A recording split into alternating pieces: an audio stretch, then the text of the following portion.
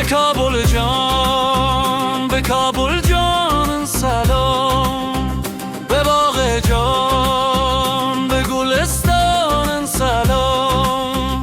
افغانستان، افغانستان سلام، ای سرزمین دل ایران سلام.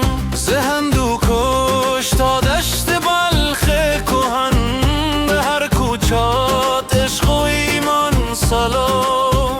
افغانستان جان، افغانستان جان، ای خاک پاک قهرمان سلام.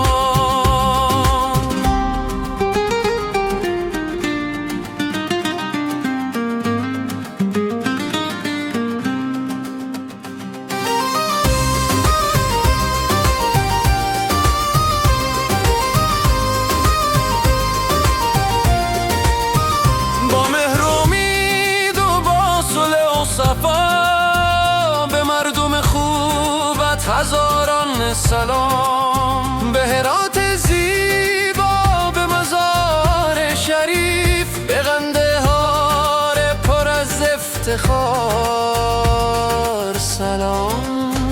به بامیان باستانی ما، به هر سنگوخی مامندگار سلام. صدای رباب و نوای دنبوره، به فرهنگ ناب دیار سلام. افغانستان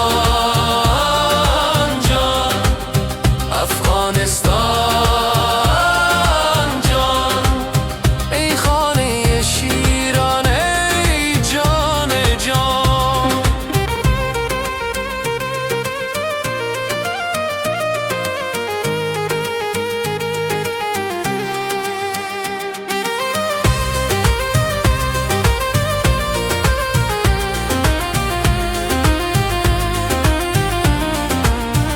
دوباره بخندد بهار وطن، به فردای روشن امید و نشان. جوانان ما با دل پر امید، بسازند فردای آباد ما.